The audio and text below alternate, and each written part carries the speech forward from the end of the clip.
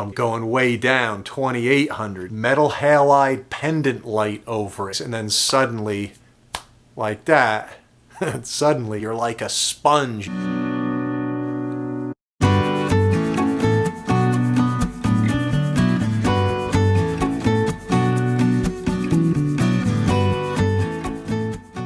What's up, guys? Water change Wednesday. Water change Wednesday.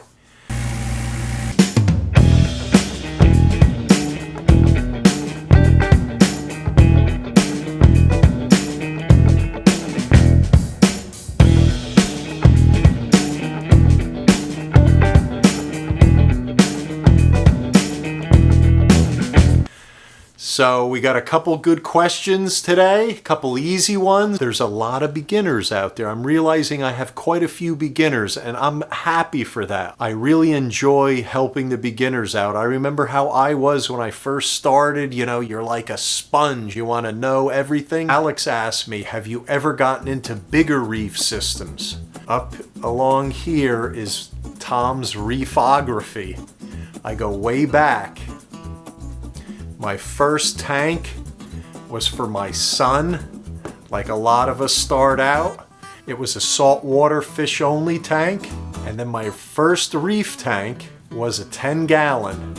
And I had a metal halide pendant light over it. And I enclosed it in. I made my own canopy so it would reflect straight down over the tank. I wouldn't get a lot of spread.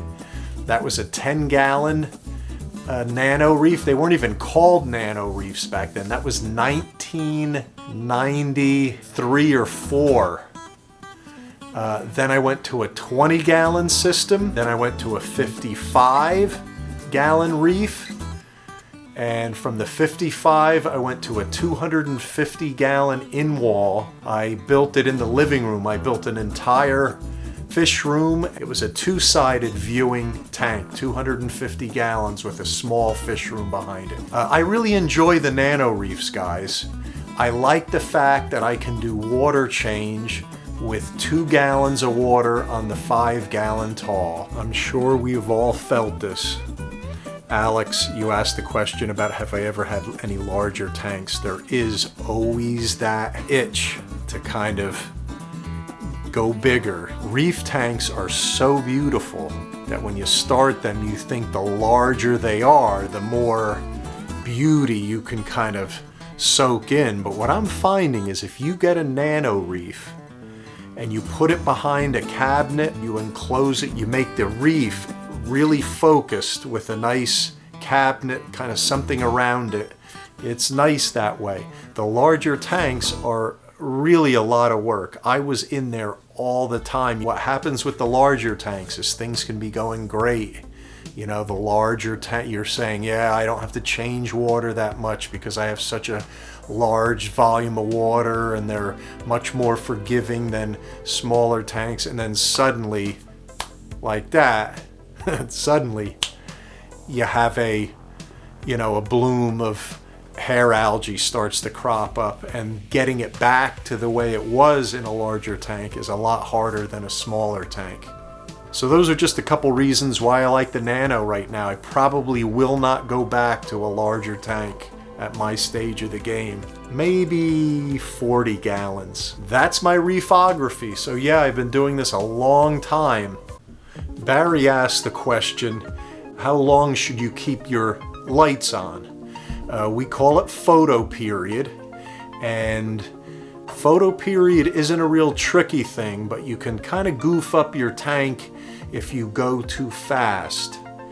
I had mentioned to him in the comment that I responded to that if you have a light that is programmed and it'll ramp up and ramp down, then you can ramp up for 2 hours until you hit a peak of whatever you think that peak is. And I had that in my other video. In my AI Prime, my peak is at 60% of full spectrum in there with no green and no red. They're completely off on this tank behind me here in the 20. So I ramp up for 2 hours. I'm 6 hours, actually summer months, I'm actually about 6 hours to 7 hours at 60% and then 2 hours down till it goes off. I will add that if you blast your lights on too long for too much, you're going to get an algae explosion. So you want to go slow. Go 3 hours a day to start, maybe 4, you know, at your full light. Go 4 hours, do that for a week, then again go to 5, then 6. Miguel Reef asks, how would you keep your sand bed clean without any brown spots? I answered that for him in the comments, and I was assuming that he was talking about brown diatom algae. And I asked him if his tank was under 3 months old, and he responded yes. So the way I found to keep diatoms down on a new tank or even an old tank is keep your hermit crab population up. 1 hermit crab per gallon. It seems like a lot. That's what will keep your diatoms in check.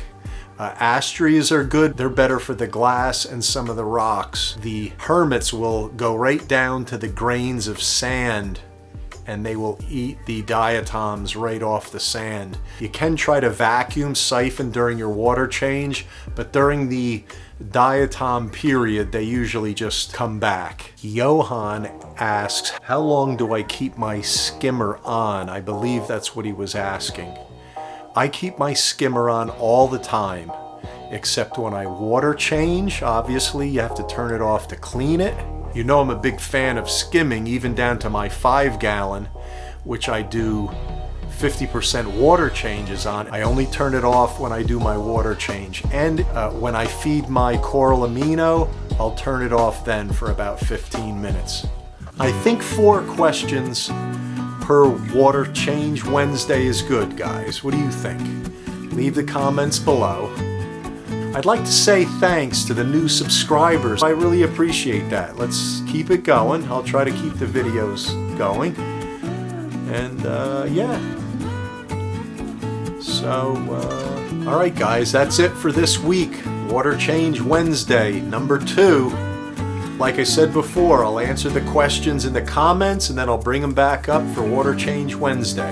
Have a great day, have a great rest of the week, and I'll see you on Sunday. Take care now.